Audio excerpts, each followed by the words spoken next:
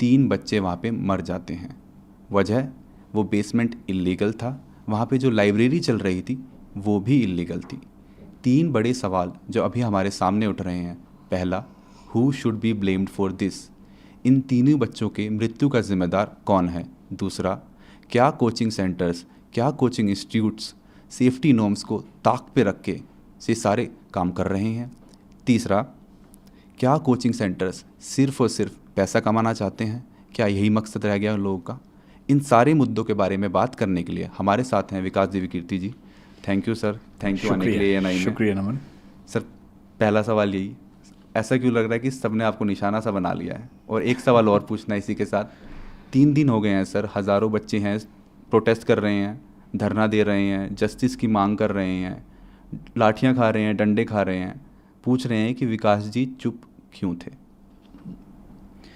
तो 2 सवाल हैं, एक तो कि मैं चुप क्यों था और दूसरा कि पहला सवाल आपने क्या पूछा कि ऐसा लग रहा है कि सबने आपके ऊपर निशाना साध दिया मुझ पर क्यों निशाना साध दिया है। एकदम अर्जुन की आँख की तरह, उन्होंने मछली की आँख की तरह आप पे निशाना साध दिया। मुझ पर निशाना इसलिए साधा है कि ऐसे मामले में कोई एक बलि का बकरा सबको चाहिए होता है, उससे चीज़ें थोड़ी आसान हो जाती हैं।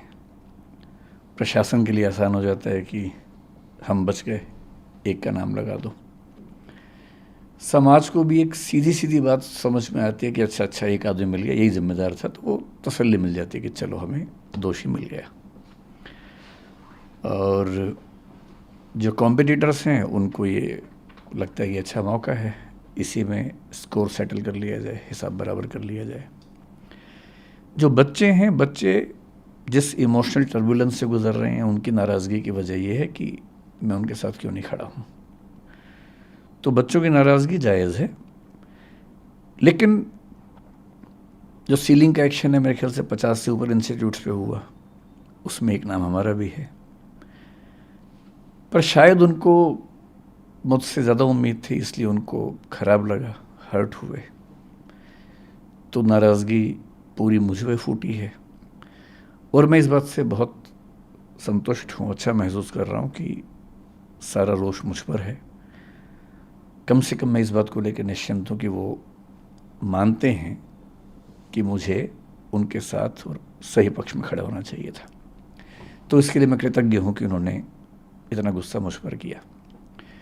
मीडिया ने गुस्सा क्यों किया? क्योंकि चैनल्स को व्यूज़ चाहिए, और जिसके नाम पे व्यूज़ मिलते हैं, अभी तुक्के से पिछले कुछ समय से मुझे व्यूज़ मिल रहे हैं, तो मेरा नाम लिख के गाली देने में व्यूज़ ज़्यादा मिलते हैं, इसलिए मेरा नाम सबसे ऊपर रहता है।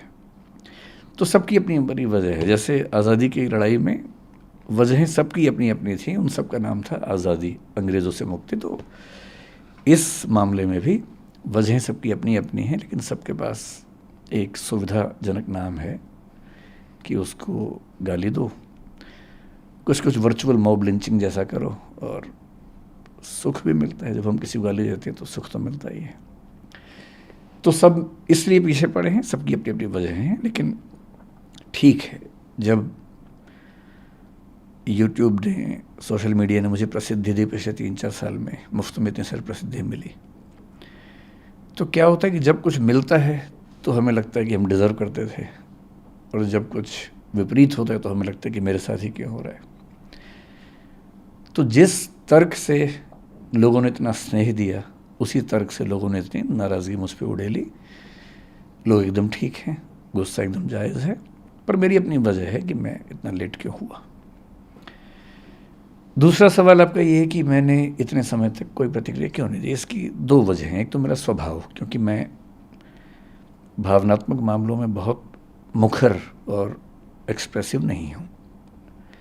3 बच्चों की डेथ हुई, दर्दनाक मृत्यु हुई, उस दिन से मेरे घर में हम लोग, आपको बड़ा आश्चर्य होगा, जो पिछले 2 दिन में हो रहा है उससे मुझे परेशानी लगभग नहीं के बराबर है। सारे चैनल्स मेरे पीछे पड़े हैं, इससे मुझे परेशानी नहीं के बराबर है। मेरे परिवार में लोग अचंभित भी रहते हैं कि मैं इतना सामान्य कैसे रह लेता हूँ। मुझे ज़्यादा चिंता दूसरी बात की है कि 3 दिन से हम घर में जब बात करते हैं या सोने जाता हूँ, नींद के नज़दीक पहुँचता हूँ, तो बार बार एक इमेज बनती है कि जब पानी भरा होगा तो उन बच्चों पर क्या गुजरी होगी, क्योंकि एक दो बार ऐसा हुआ कि नदी में तैरते हुए पानी नाक में भर गया, 1-2 सेकंड्स के लिए डूबते डूबते मरे, मतलब बचे। कितना पेनफुल होता है वो 2-3-5 सेकंड, जो हम तो खैर 2-3-5 सेकंड में फ्री हो गए, निकल गए उससे, पर उन बच्चों ने तो कम से कम 1-1.5-2 मिनट, मुझे नहीं पता कितना समय इस चीज़ का होता है, लेकिन लगभग इतना होता ही होगा, झेला ही होगा।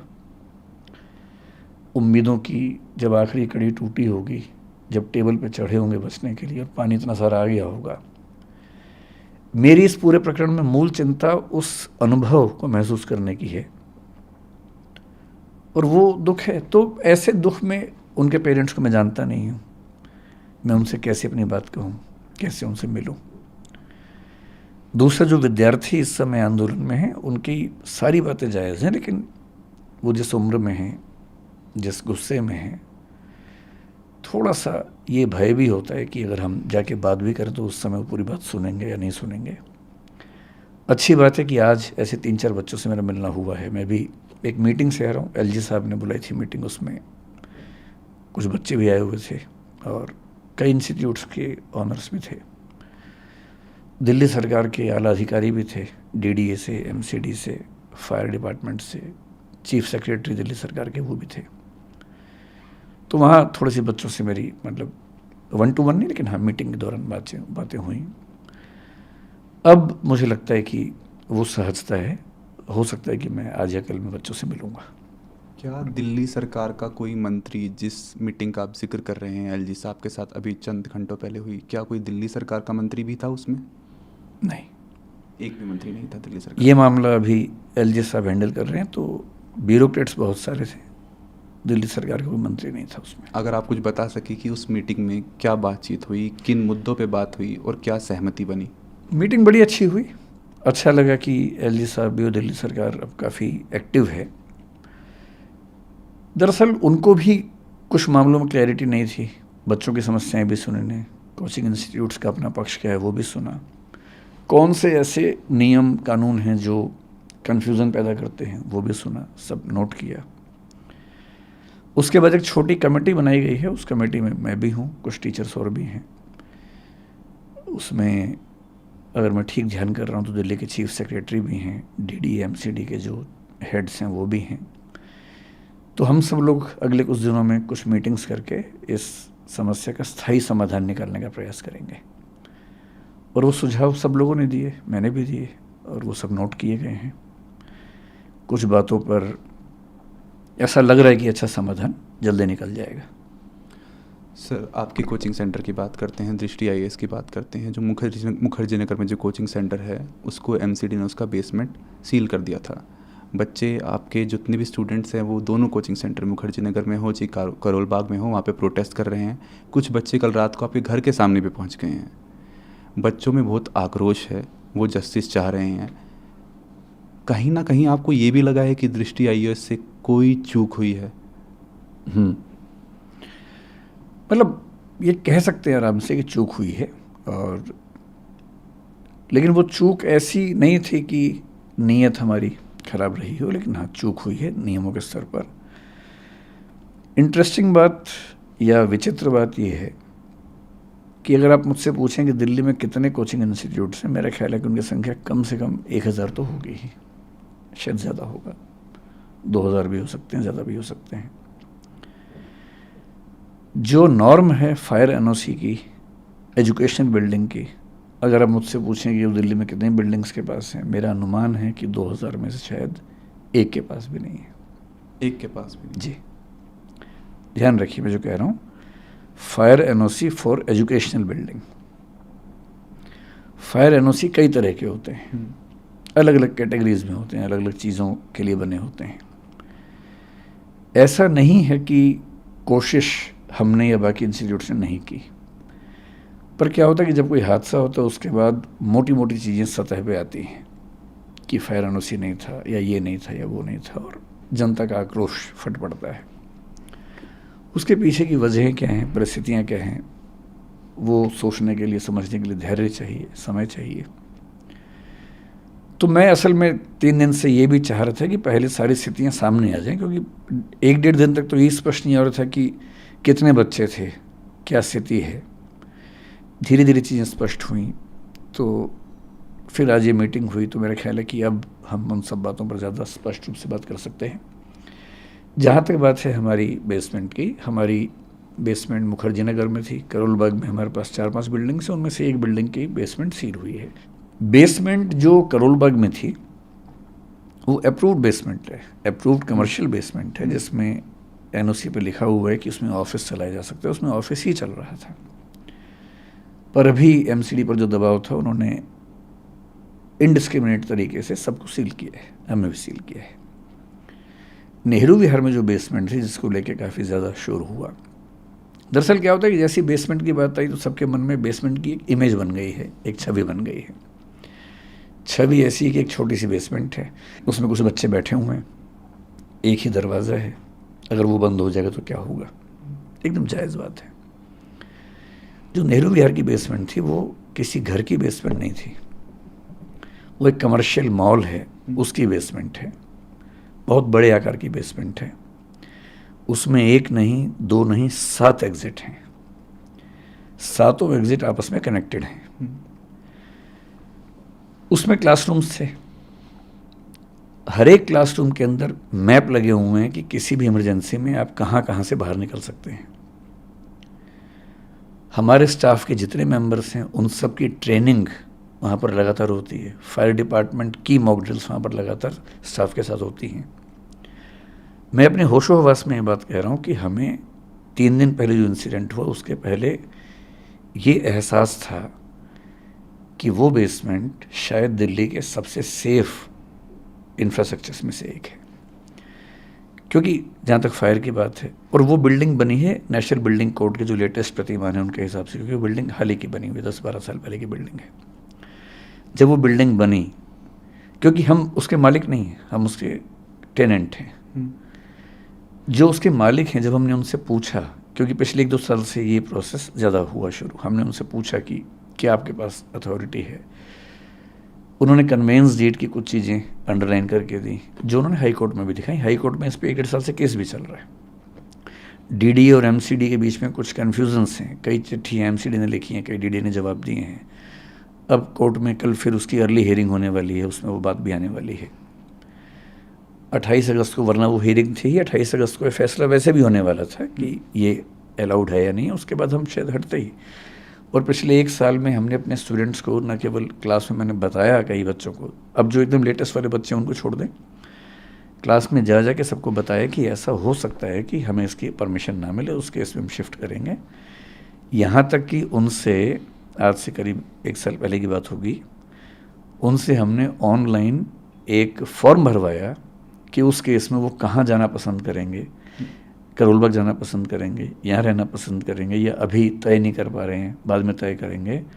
वो डेटा हमारे पास पूरा है कि उन बच्चों ने 1 साल पहले क्या क्या वोट भरा, और सहमति ये थी कि अभी सरकार में वो हाई कोर्ट में केस चल रहा है, जैसे उस पर कोई निश्चित निष्कर्ष आएगा उसके बाद हम उस तरह से काम करेंगे। हमें ऐसा लगता था कि जो चिंता ज़्यादा फायर की है, और ऐसा पिछले साल हुआ भी था। दिल्ली में एक घटना हुई थी, कुछ साल पहले सूरत में हुई थी, अभी गुजरात में 1-2 घटनाएं और घटी हैं कि गेमिंग जोन में अचानक आग लगी। दिल्ली में जिस तरह की गर्मी इस साल थी, उस समय हम भगवान से प्रार्थना करते थे कि किसी इंसिडेंट में कोई हादसा ना हो जाए, क्योंकि इतनी गर्मी थी, रात दिन एसी चल रहे थे, उतना लोड उठाना बड़ा मुश्किल होता है। मुखर्जी नगर की बात नहीं है, पूरी दिल्ली में जहाँ जहाँ कोचिंग इंस्टीट्यूट्स हैं, आप कहीं जाके सर्वे करके देखिए, अधिकांश इंस्टीट्यूट्स में केवल एक एंट्री एक एग्जिट है, एक ही रास्ता है। सबसे बड़ी चिंता, उसी रास्ते पर मीटर लगे हुए हैं बिजली के। जो पिछले साल दिल्ली की एक संस्था में आग लगी, जिसमें कुछ बच्चों को 3rd फ्लोर से जंप लगाना पड़ा, चोटें लगी, लेकिन गनीमत है कि कोई कैजुअलिटी नहीं हुई। क्या हुआ था उसमें? एक ही रास्ता है, उसमें मीटर है, उसमें आग लग गई, धुआं ऊपर गया, और शुरू में बच्चे ऊपर छत पे नहीं जा पा रहे थे, बाद में खैर दरवाज़ा खुला, वो चले गए वहाँ पर, लेकिन तब तक कुछ बच्चे जंप लगा चुके थे। चाहे सूरत हो चाहे कुछ भी हो, मूल खतरा आग से होता है। और दिल्ली में जब गर्मी पड़ती है और जब सर्दियाँ पड़ेंगी, सर्दी में फिर हीटर चलेंगे बहुत ज़्यादा, गर्मी में विशेष रूप से 1 महीना इतनी दिक्कत रहती है। और इस साल हमने पहली बार ऐसा किया कि गर्मियों में बच्चों को ये कह के लगभग 15 दिन या 1 महीने की छुट्टियां दी, ऑनलाइन क्लास करवाई कि गर्मी ज़्यादा है, कहीं इस समय ऐसा ना हो कि एसी चलने से कोई आग लग जाए, हादसा हो जाए। ये पहली बार हुआ। और 3-4 इंस्टीट्यूट जो मेरे परिचय में थे उस समय, मैंने उनसे भी निवेदन किया था कि गर्मियाँ ज़्यादा हैं और कहीं कोई दिक्कत ना हो तो आप भी हो सके तो छुट्टियाँ करें या ऑनलाइन क्लास करें कुछ दिनों के लिए। हमारे जहन में ये बात कभी आई नहीं थी कि पानी भर सकता है। आज से 3 साल पहले केवल एक घटना हुई जब दिल्ली में यमुना का पानी बहुत बढ़ा। इस मॉल के पास में एक नाला है, करीब 50 एरियल डिस्टेंस 50 मीटर के आसपास या 30 मीटर के आसपास होगा वहाँ से, उसमें पानी का लेवल भरने लगा। जैसे उसमें पानी का लेवल भरने लगा, हमने अपने इंस्टीट्यूट में 7 दिन की छुट्टी कर दी कि जब तक ये नीचे नहीं जाएगा हम क्लास नहीं लेंगे। 7 दिन छुट्टी हुई, ऑनलाइन क्लास चली, बच्चे वहाँ चले गए। 3 दिन पहले जो घटना घटी उसके बाद पहली बार हमें ये रियलाइजेशन हुआ कि कहीं ऐसा भी तो हो सकता है। ये हमारे जहन में कभी नहीं आया था। और मैं एमसीडी का तहे दिल से शुक्रिया करता हूँ कि उन्होंने सीलिंग कर दी है। और मैं चाहूँगा कि पूरी दिल्ली में जहाँ भी कोई ऐसी बिल्डिंग हो जहाँ अनसेफ तरीके से क्लासेस चलती हों, हमारी हो किसी की भी हो, स्ट्रिक्ट एक्शन हो, लेकिन एक पॉलिसी सरकार की तरफ से बन जाए जो पॉलिसी मतलब क्लियर कट हो, ट्रांसपेरेंट हो। जैसे भी फायर सर्टिफिकेट को लेकर बड़ी दिक्कत है। आप फायर डिपार्टमेंट से सर्टिफिकेट जब मांगते हैं, पहली बात तो सीधे इश्यू नहीं करते, वो कहते हैं कि आप एमसीडी के थ्रू आओ, डीडीए के थ्रू आओ। आज की मीटिंग में ये प्रस्ताव भी रखा गया और आज फायर डिपार्टमेंट ने कहा कि हमें ऐसी व्यवस्था बनाएंगे कि सीधे हमसे आप सर्टिफिकेट ले सकते हैं। फायर डिपार्टमेंट से सर्टिफिकेट मिलता भी है तो उस पर क्लियर क्या लिखा होता है, क्योंकि वो बिल्डिंग कमर्शियल है तो कमर्शियल सर्टिफिकेट है। एमसीडी कहती है कि एजुकेशनल सर्टिफिकेट चाहिए। एजुकेशनल बिल्डिंग का certificate to the best of my knowledge Delhi में एक भी प्राइवेट संस्था के पास नहीं है, केवल कॉलेज, यूनिवर्सिटी, स्कूल को मिलता है। और ये भी क्यों हुआ? क्योंकि 2020 से पहले डीडीए की भाषा में हम एजुकेशनल बिल्डिंग वाली एक्टिविटी में नहीं थे, हम कमर्शियल एक्टिविटी में थे। कोचिंग इंस्टीट्यूट्स जीएसटी के हिसाब से आज भी कमर्शियल एक्टिविटी है और इसलिए जो जीएसटी में हमारा टैक्स जमा होता है वो कमर्शियल कोचिंग नाम से होता है, तो हम कमर्शियल एक्टिविटी हैं। कमर्शियल एक्टिविटी का मतलब है कमर्शियल बिल्डिंग में हम काम कर सकते हैं। हम वहाँ काम करते थे। जिस मॉल की बात आप कर रहे हैं उस मॉल के मालिक ने मुझे कई बार ये विश्वास दिलाया है कि कमर्शियल मॉल के तौर पर इसके पास एनओसी है। कैसे है? कन्वेंस डीड में लिखा हुआ है, DDA is giving the conveyance deed on the basis of the fire clearance received from the fire department. लेकिन बेसमेंट के पास पूरी क्लैरिटी ऐसी नहीं थी। इसका क्या जवाब दिया उन्होंने कि 2018 में जब एफएआर के रूल्स चेंज हुए, फ्लोर एरिया रेशो बोलते हैं, जब रूल्स चेंज हुए तो एडिशनल एफएआर उनको मिला है और एडिशनल एफएआर के लिए उन्होंने डीडीए में अप्लाई किया हुआ है कमर्शियल एफएआर बनाने के लिए। अगर वो कमर्शियल एफएआर है तो कमर्शियल एक्टिविटी वहाँ हो सकती है। We have been under this impression. और हमेशा ध्यान रखना है, जब बेसमेंट को लेके हमें खूब आजकल नाराज़गी है, ठीक है होनी चाहिए, हम एकदम सहमत हैं कि बेसमेंट सील हो जानी चाहिए, लेकिन दिल्ली की मेट्रो बेसमेंट में चलती है, अंडरग्राउंड ही चलती है। पालिका बाज़ार बेसमेंट में ही है। दिल्ली के लगभग हर मॉल में बेसमेंट में बहुत बड़े शॉपिंग कॉम्प्लेक्सेस हैं, वहाँ लाखों लोग शॉपिंग करते हैं वहाँ पर, क्योंकि वहाँ की जो बेसमेंट्स हैं ठीक तरीके से बनाई गई हैं। और कमर्शियल मॉल की तरफ से हमें ये बार बार आश्वासन मिला कि वो बेसमेंट उसी तरीके से बनी हुई है। और उन्होंने कहा कि हमने डीडीए में अप्लाई किया है कि हमें कमर्शियल एफएआर में इसका एनओसी मिले। अगर कमर्शियल एनओसी मिल जाता, एनओसी क्यों नहीं मिल रहा? डीडीए का मानना है कि ये काम एमसीडी का है, एमसीडी का मानना है कि काम डीडीए का है। एमसीडी ने कई पत्र डीडीए को लिखे, डीडीए ने कई पत्रों में जवाब एमसीडी को दिया और यहाँ तक कहा कि हमारे पास डॉक्यूमेंट्स नहीं हैं, ये आपको देखना पड़ेगा।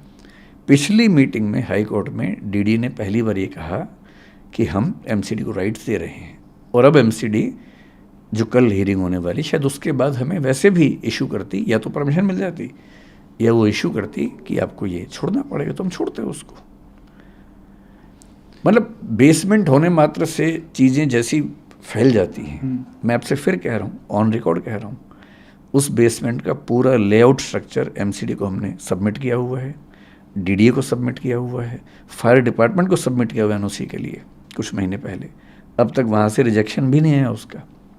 और उसमें 7 फायर एग्जिट्स बड़े बड़े, वो सब उसमें नक्शे में है, और नक्शे में नहीं है, वो रियलिटी में भी है। सर आपने अभी एक बात बोली, लेकिन इसके बावजूद पिछले 3 दिन में जो घटना घटी, उसे देखने के बाद मुझे एहसास है कि ये केयरलेसनेस थी, हमारे दिमाग में बात कभी नहीं आई। और मैं आपके चैनल पर बड़ा खुल के कह रहा हूँ कि परमिशन कभी भविष्य में मिल भी गई तो भी हम बेसमेंट में काम नहीं करेंगे। मैं इसका भरोसा आपको दे रहा हूँ। और मैं चाह रहा हूँ पूरी दिल्ली में एक भी कोचिंग इंस्टीट्यूट बेसमेंट में ना चले, और ऊपर भी चले तो फायर सेफ्टी के साथ चले। मैं आपको एक बात और स्पष्ट कर देता हूँ यहाँ पर। आपको हो सकता लगे कि मैं बहुत बड़ी बात बोल रहा हूँ, मैं खुल के ये बात कह रहा हूँ। बिल्डिंग सेफ्टी नॉर्म्स के मामले में जितनी शिद्दत से हम कोशिश करते हैं, मुझे भरोसा है कि वैसी शिद्दत कहीं आपको नहीं मिलेगी। अगर आप चाहेंगे, मैं भी आपको अपने व्हाट्सएप में एक चीज़ दिखाऊंगा। हमारे पास एक, आप, मुझे नहीं पता बाकी इंस्टीट्यूट्स क्या करते हैं, मैं अपना बता रहा हूँ आपको। 2 महीने पहले, 3 महीने पहले हमने एक वैकेंसी निकाली, क्योंकि हमने 1.5 साल पहले एक डिविजनल हेड रैंक का ऑफिसर बनाया अपनी कंपनी। डिविजनल हेड हमारे यहाँ सीनियर मैनेजमेंट का पार्ट है, जो केवल सेफ्टी देखेगा बिल्डिंग्स की। उसका एक ही काम था, बिल्डिंग की सेफ्टी देखना। जनवरी 2023 में हमने एक व्हाट्सएप ग्रुप बनाया, मैं उसका मेंबर हूँ। उस ग्रुप का काम क्या है, 16 पॉइंट्स उसमें लिखे हुए हैं, जिसमें एक लिखा हुआ है कि मैंने चेक कर लिया है कि सारे दरवाजे खुले हैं, फायर एग्जिट साफ़ है, उस पर कोई बाधा नहीं है, छत के दरवाजे खुले हुए हैं, कोई इमरजेंसी होने पर बच्चे बाहर निकल सकते हैं। वो सब 16 पॉइंट्स हैं उसमें। ये 16 के 16 पॉइंट्स पे हमारी हर बिल्डिंग के बिल्डिंग इंचार्ज को रोज़, ये मैं महीने की बात नहीं कर रहा हूँ, रोज़ की बात कर रहा हूँ, एक अपडेट डालना होता है कि मैंने ये सारे 16 पॉइंट चेक कर लिए हैं, ये सारे ठीक हैं, अगर इसके बाद भी कोई दिक्कत आती है तो मैं इसके लिए ज़िम्मेदार हूँ। ये रोज़ होता है। आप अगर व्हाट्सएप मेरा देखना चाहेंगे, इसके बाद देखिएगा। और ये हर बिल्डिंग के लिए रोज़ होता है। इसके अलावा 3 महीने पहले हमने एक वैकेंसी निकाली, 2 महीने पहले ज्वाइनिंग हुई मई के अंत में, एक ऐसे व्यक्ति की जिसका नाम ही है फायर एंड सेफ्टी ऑफिसर। उनका काम क्या है, वो 14 साल से बड़े बड़े मॉल, बड़े बड़े हॉस्पिटल्स में, फोर्टिस जैसे हॉस्पिटल में, एम्बियंस जैसे मॉल में फायर एंड सेफ्टी काम कर चुके हैं। वो दृष्टि के पेरोल पे हैं। उनका एक ही काम है कि सारी बिल्डिंग्स का ऑडिट करना, और जहाँ ज़रा भी दिक्कत है सेफ्टी के मामले में उसको ठीक करना। उनके अंडर हमने फायर मार्शल्स नियुक्त किए हैं अपनी बिल्डिंग्स में, ताकि कभी फायर की दिक्कत आए तो नॉर्मल स्टाफ ट्रेंड है हमारा नियम है कि जब भी कोई स्टाफ ज्वाइन करता है, MTS मल्टीटास्किंग स्टाफ जो होता है, 7 दिन के अंदर उसकी फायर ट्रेनिंग होती है। और इसके अलावा अब हम फायर मार्शल हर बिल्डिंग में अपॉइंट करें, ताकि कभी फायर हो जाए, क्योंकि वो ट्रेंड हैं, बहुत ज़्यादा सीख के आए हैं, तो वो तुरंत आग बुझा देंगे, जबकि बाकी लोग शायद उतना तुरंत ना बुझा सके। हर क्लासरूम, हर ऑफिस में फायर एक्सटिंग्विशर्स हमने लगा रखे हैं, जो लगातार रिफिल होते हैं। मैं चाहूँगा कभी आपको मौका मिले, अगर आप सर्वे कर सकते हैं, दिल्ली या दिल्ली के बाहर हमारी किसी भी शाखा में जाइए, किसी भी क्लासरूम में जाइए, किसी भी बिल्डिंग में कम से कम 2 एग्जिट ना हो तो मैं ज़िम्मेदार हूँ। हम ऐसी बिल्डिंग रेंट पे लेते ही नहीं जिसमें फायर एग्जिट ना हो। कई बिल्डिंग्स में आप देखेंगे लोहे का बहुत बड़ा फायर एग्जिट बना हुआ, चाहे करोल बाग में देखें, चाहे जयपुर में देखें, चाहे इलाहाबाद में देखिए। वो हमारी शर्त होती है। इंदौर में हमें 1.5 साल एक्स्ट्रा लग गया, केवल इसलिए कि एक भी बिल्डिंग ऐसी नहीं मिल रही थी जहाँ 2 एग्जिट हों। हमने एक लैंडलॉर्ड से बात करके उसकी ज़मीन पे, प्लॉट पे बिल्डिंग बनवाई 2 फायर एग्जिट वाली, और वहाँ काम शुरू किया। 2 साल लेट काम शुरू किया, सिर्फ इसलिए कि किसी भी स्थिति में किसी बच्चे या स्टाफ की ज़िंदगी से समझौता ना हो। हमारी नीयत ऐसी ही है। एक गलती हुई समझने में, मैं पूरे देश से, पूरे समाज से माफ़ी मांगता हूँ कि हाँ वो गलती हुई, आगे वो गलती नहीं होगी। Sir, if I am not mistaken, आपने अभी थोड़ी देर पहले कहा कि MCD ने जो एक्शन लिया है आपके बेसमेंट के खिलाफ, जो सील किया गया है जी, वो डिस्क्रिमिनेटरी है। डिस्क्रिमिनेटरी करोल बाग के लिए हाँ। वो अंडर प्रेशर लिया गया। मैंने कहा इनडिस्क्रिमिनेट का मतलब ये हुआ कि सब पे ले लिया है, इरिस्पेक्टिव, और उसमें सारे नॉर्म्स जगह पे है, साफ बता रहा हूँ, और उसके बाद भी वो लिया गया। और हमारे नहीं, 1-2 के साथ और भी हुआ। हाँ। करोल बाग में जो मेन रोड है उस पर कई ऐसी बेसमेंट्स हैं जो कमर्शियली अप्रूव्ड हैं, पूरा हमारे पास NOC है उसका। भाई MCD ने उसको अप्रूव किया, कमर्शियल बेसमेंट के नाम से अप्रूव किया। कमर्शियल बेसमेंट में लिखा है कि क्या क्या एक्टिविटीज़ कर सकते हैं, ऑफिस चला सकते हैं या गोदाम बना सकते हैं, या एक दो चीज़ें और लिखी हैं। ऑफिस ही चल रहा है, 2 एग्जिट हैं, छोटे छोटे एग्जिट हैं 2, सारे फायर प्रोविजंस हैं, पर सील किया। वहाँ पे कोई क्लासेस नहीं चल रही थी, कोई क्लास नहीं, एक भी नहीं। बेसमेंट में कोई करोल करोल बाग बाग एक में भी नहीं, एक भी क्लास नहीं चल रही थी। ऑफिस क्लास हमारी बेसमेंट में सिर्फ मुखर्जी नगर नेहरू विहार में चल रही थी। उसकी वजह ये है, और बाकी 1-2 सेंटर्स में बहुत छोटी 1-2 क्लासेस, क्योंकि वहाँ पर ऐसी शायद मेरे ख्याल से मनाही नहीं है, बहुत छोटे 10, 20, 50 बच्चों वाले जो क्लासेस होते हैं, वो भी मैंने कल मना करवा दिया कि वहाँ नहीं चलाएंगे हम। मुखर्जी नगर में दिक्कत क्या है कि बहुत छोटा इलाका है, छोटे छोटे घर हैं वहाँ पर, उन सब घरों में एक एंट्री एग्जिट है। अगर आप वहाँ क्लास चलाएं, 200 बच्चे हैं, 100 बच्चे हैं, और आग लग जाए तो बहुत रिस्की हो जाता है, जो एक इंसिडेंट दिखा भी हमने। मेरी समझ में उस इलाके में सबसे ज़्यादा सुरक्षित बिल्डिंग वही कमर्शियल मॉल की है जो हमने ली। हमने 2012-13 में वहाँ काम करना शुरू किया, केवल ऊपर, बेसमेंट का हमें आइडिया भी नहीं था। वहाँ बेसमेंट में 3 इंस्टीट्यूट क्लासेस चलाते थे, बाद में एक और बढ़ा, 4 हो गए, हम नहीं थे। 2017-18 के आसपास शायद पहली बार हमें जब ज़रूरत पड़ी तो पता लगा कि एक क्लासरूम नीचे उपलब्ध है।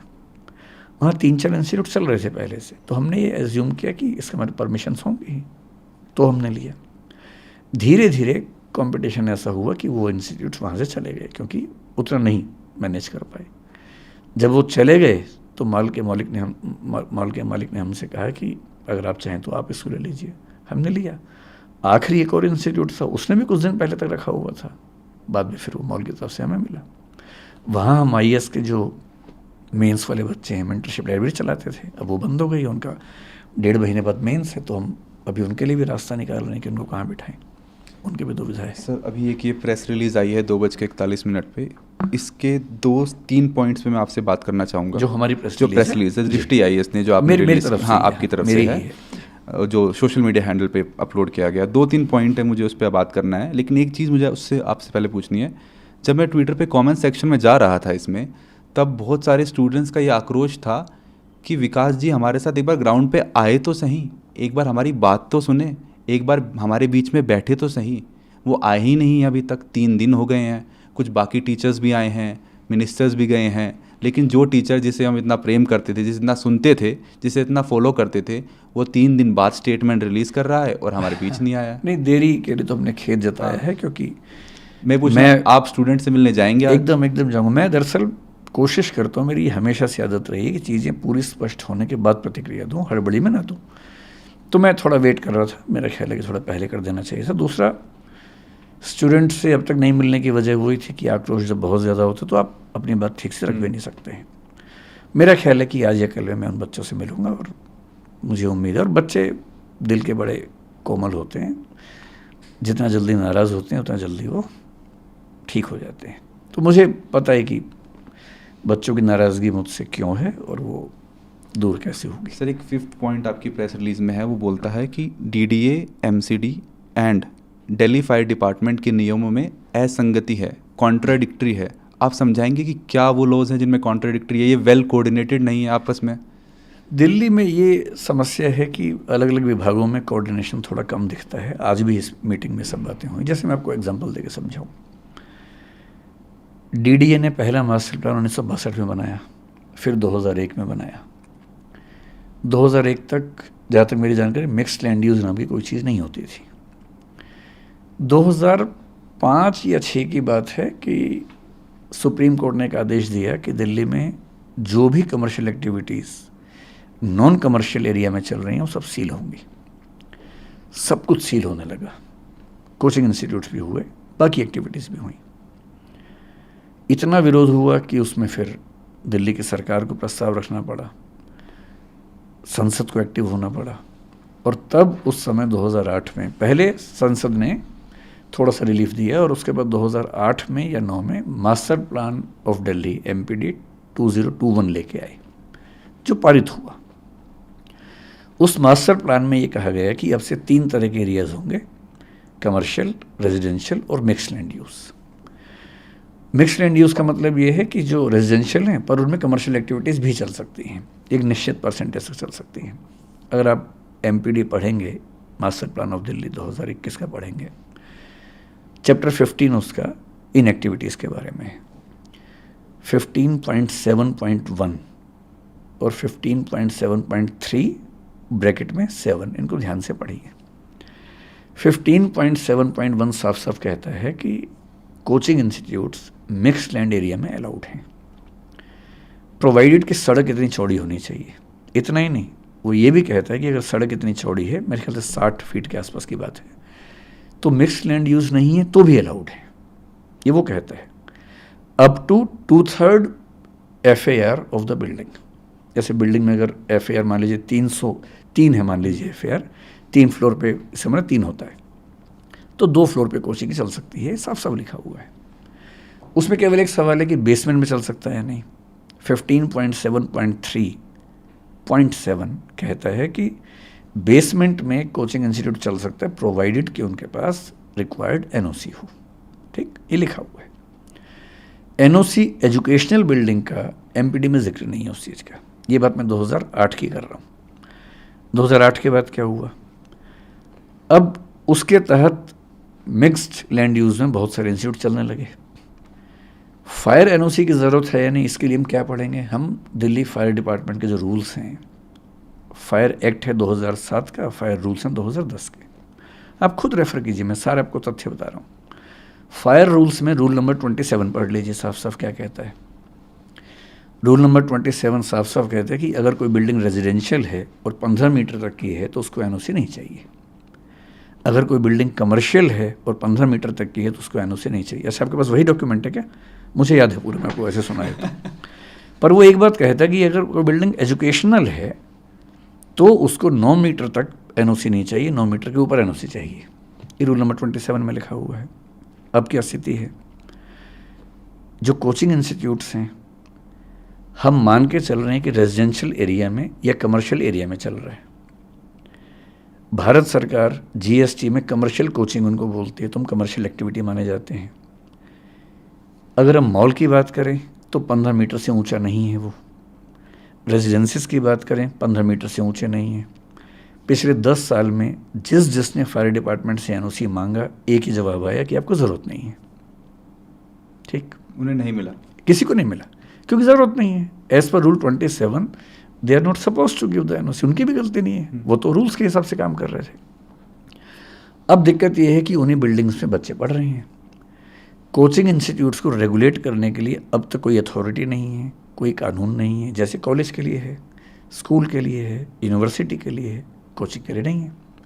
अभी भारत सरकार ने एक प्रपोजल दिया है, क्योंकि एजुकेशन कॉन्करेंट सब्जेक्ट है तो सेंटर अपनी ताकत थोपने से बचता है। वो राज्यों से बोलते हैं कि आप नियम बनाओ, एक पॉलिसी फ्रेमवर्क दिया, राज्यों से कहा कि आप इसके बेस से पॉलिसी बनाइए। अभी तक मेरे ख्याल से किसी राज्य ने बहुत सीरियस स्टेप नहीं लिए। हालांकि कुछ राज्यों ने, बिहार ने, उत्तर प्रदेश ने, शायद राजस्थान ने पहले से एक पॉलिसी बना रखी थी अपनी। अब स्थिति ये है कि कोचिंग चल रही है, फायर NOC की ज़रूरत नहीं है क्योंकि रूल ये कहता है। पिछले साल एक घटना घट गई दिल्ली में। जब वो घटना घटी तो सबको चिंता हुई, वो भी लाजमी बात है, चिंता होनी चाहिए। तो सीलिंग शुरू हुई, कोर्ट में केस गया, हाई कोर्ट ने सुओ मोटो कॉग्निजेंस लिया, और हाई कोर्ट ने केस लिया, उसकी वजह से चीज़ें बड़ी दुरुस्त हुई। क्योंकि हाई कोर्ट जब इन्वॉल्व हुआ तो चीज़ें ठीक होनी थी, क्योंकि हाई कोर्ट तो सबसे पूछ सकता है। जो कोऑर्डिनेशन की कमी है हाई कोर्ट में तो नहीं होती, वो वहाँ तो सब इकट्ठे होते हैं। तो हाई कोर्ट ने पूछा कि क्या प्रावधान है। अब इस बीच में DDA ने 2020 में यूनिफाइड बिल्डिंग बाई लॉज में संशोधन किया, जो 2016 के नियम थे। उसमें क्या किया, एजुकेशनल बिल्डिंग के हेडिंग में कोचिंग इंस्टीट्यूट्स का नाम लिख दिया, जो कि पहले नहीं लिखा हुआ था। तो 2020 से कोचिंग इंस्टीट्यूट्स में नॉर्म कौन सी लागू होगी, एजुकेशनल बिल्डिंग की। एजुकेशनल बिल्डिंग के लिए नियम बहुत सख्त हैं, और इसका मतलब है कि मास्टर प्लान में संशोधन के बाद जिन लोगों ने मिक्स लैंड में कोचिंग चलाया, कन्वर्जन चार्ज पे किया, 10 साल का पार्किंग चार्ज पे किया, जो कि नियम था उस समय का, अब वो भी वहाँ नहीं चलेंगे। तो हाई कोर्ट में पॉइंट्स उठाए गए, सब लोगों ने उठाए वहाँ पर। होते होते कन्फ्यूज़न ये था कि नेशनल बिल्डिंग कोड ये कहता है कि 100 से कम बच्चे अगर हैं तो उस बिल्डिंग को एजुकेशनल बिल्डिंग नहीं माना जाएगा। ठीक, लेकिन यूनिफाइड बिल्डिंग बाई लॉज 2020 उसमें एक लाइन आ गई कि अगर 20 से ज़्यादा बच्चे हैं तो एजुकेशनल बिल्डिंग माना जाएगा। अब एक ही राज्य में दो कानून अलग अलग बात कह रहे हैं। इसका मतलब ये हुआ कि 20 से ज़्यादा बच्चे, अगर 30 बच्चे हैं तो एक कानून के हिसाब से एजुकेशनल बिल्डिंग है, एक के हिसाब से नहीं है। अब एमसीडी ने जब सीलिंग शुरू की तो दिल्ली फायर डिपार्टमेंट ने पिछले 1 साल में क्या स्टैंड रखा, बड़ा क्लियर स्टैंड रखा और अच्छा स्टैंड रखा। उन्होंने अपनी समझ से अच्छा रखा। उन्होंने कहा कि एजुकेशनल बिल्डिंग के लिए जो फायर नॉर्म्स है रूल 27 में वो ये हैं कि अगर 9 मीटर तक की बिल्डिंग है तो वहाँ तक हमें एनओसी नहीं चाहिए। लेकिन आप ढूंढ रहे हैं उसको, नहीं। देखिए रूल नंबर 27 को देखिए, उसमें है, उसमें क्या था कि कमर्शियल और रेजिडेंशियल बिल्डिंग को 15 मीटर तक एनओसी नहीं चाहिए। 15 मीटर तक, लेकिन एजुकेशनल बिल्डिंग को 9 मीटर के ऊपर चाहिए। अब अगर हम एजुकेशनल बिल्डिंग मान लें इनको, तो 9 मीटर तक क्या होता है, ग्राउंड और फर्स्ट फ्लोर कवर हो जाता है। तो दिल्ली फायर डिपार्टमेंट ने पिछले 1 साल में जो स्टैंड रखा वो ये रखा कि ग्राउंड और फर्स्ट फ्लोर पे अगर कोचिंग चल रही है तो एनओसी नहीं चाहिए, उसके ऊपर है तो चाहिए। तो मुखर्जी नगर में, दिल्ली के बाकी क्षेत्रों में कोचिंग इंस्टीट्यूट ने जनरली क्या किया, 2nd 3rd फ्लोर को बंद करना शुरू कर दिया, ग्राउंड फर्स्ट पे एक्टिविटीज़ करनी शुरू की। हालांकि मेरा अपना मानना है कि फर्स्ट फ्लोर पे भी रिस्क उतना ही हो सकता है, अगर सीढ़ी एक ही है तो खतरा उतना ही है, मेरा अपना ऐसा मानना है। ग्राउंड पे आमतौर पे 2 रास्ते होते हैं तो इतनी दिक्कत नहीं है, अगर सरकार मानना चाहे तो इस बात को कंसिडर करना चाहिए। अब इसलिए सीलिंग नहीं हुई क्योंकि ग्राउंड फर्स्ट पे चल रहा था।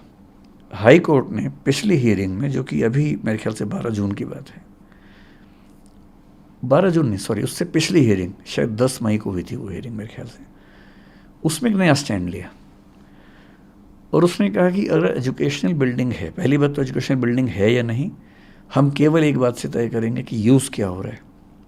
अगर यूज़ हो रहा है एजुकेशन का तो एजुकेशनल बिल्डिंग होगी, और एजुकेशनल बिल्डिंग हो तो फ्लोर चाहे कोई भी हो, फायर एनओसी होना चाहिए। और फायर एनओसी कौन सा होना चाहिए, एजुकेशनल बिल्डिंग वाला होना चाहिए। और एजुकेशनल बिल्डिंग वाला फायर एनओसी मेरी जानकारी में दिल्ली में एक भी प्राइवेट इंस्टीट्यूट के पास नहीं है। 2000 में से मतलब मेरे अनजाने में 2-4 के पास किसी तरह से हो तो हो, मेरी जानकारी में एक के पास भी नहीं है। विकास जी, सारी बातें एक तरफ, लेकिन हकीकत तो ये है कि 3 बच्चे मर गए एकदम। वो 3 बच्चे नहीं हैं, 3 फैमिलीज़ हैं जी। उनसे बहुत सारे लोग जुड़े हुए हैं, काफ़ी सपने थे, यूपीएससी में जाएंगे, सिविल सर्वेंट बनेंगे।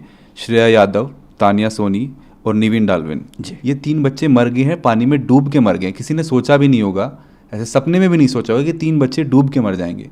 किसी की तो जिम्मेदारी बनती होगी, कहीं ना कहीं तो वो बक रुकेगी, कहीं ना कहीं तो अकाउंटेबिलिटी फिक्स होगी। एकदम ठीक बात। क्या ये एमसीडी की गलती थी, सरकार की गलती थी, किसकी गलती थी? मतलब मैं इस चीज़ से बचता हूँ कि हम सारी गलती किसी एक पर ही थोप दें, जैसे सोशल मीडिया मुझ पर थोप रहा है। आप भी किसी एक पर थोपना चाहें तो थोप लें, पर मैं नहीं थोपूंगा। गलती किसकी है? मेरे ख्याल से एक कमी ये है कि अलग अलग कानून, अलग अलग एजेंसीज में कोऑर्डिनेशन की कमी है। नीयत सबकी ठीक है, अगर थोड़ा कोऑर्डिनेशन होता, जैसे आज की जो मीटिंग थी उससे बड़ा अच्छा प्रस्ताव एक व्यक्ति ने दिया जिसको एलजी साहब ने तुरंत एक्सेप्ट किया। हम सब ने कहा कि सर आप एक ऐसी कमेटी बना दीजिए जहां हम बैठ के सारी बातें समझा दें, सारा पक्ष रख दें, फिर जो आप आदेश देंगे, जो नियम बनाएंगे, आप केवल 10-15 दिन का समय दे दीजिए, जो उस नियम को ना माने उसको बंद कर दीजिए। हम सबसे पहले तैयार हैं उस चीज़ के लिए। हमें भी तो क्लैरिटी चाहिए कि क्या क्या नियम है। इस घटना की जिम्मेदारी अगर तय करनी हो तो मेरे ख्याल से पहली समस्या ये वाली है। भ्रष्टाचार तो निश्चित रूप से है ही, कहने की बात ही नहीं है। अगर आप उस दिन के वीडियो को देखेंगे तो मैं बहुत परेशान रहा उस वीडियो को देख के कि सड़क पर बहुत पानी भरा हुआ है। बेसमेंट का जो लेवल है वो सड़क के लेवल से बहुत ही नज़दीक है, ऊंची बेसमेंट नहीं है, लगभग उसी लेवल की बेसमेंट है। बहुत खतरा नज़र आ रहा है कि अगर पानी उछला तो अंदर चला जाएगा। इतने में एक जीप वहाँ से गुजरी और मुझे आज पता लगा कि वहाँ एक बड़ा सा पैनल रख के रोका हुआ था पानी को अंदर जाने से, और अंदर बच्चे लाइब्रेरी में बैठे हुए थे। जैसी वो जीप तेज़ी से गुजरी, पानी ज़ोर से उछला और उस पानी से वो टूट गया जो टेम्परेरी रास्ता बना हुआ था, तो पानी अंदर जाने लगा। तब भी हमें दुविधा थी कि अचानक इतना पानी कैसे गया होगा, क्योंकि अगर 30-40 बच्चे थे और पानी आते हुए देखेंगे तो शायद निकलने का रास्ता रहता।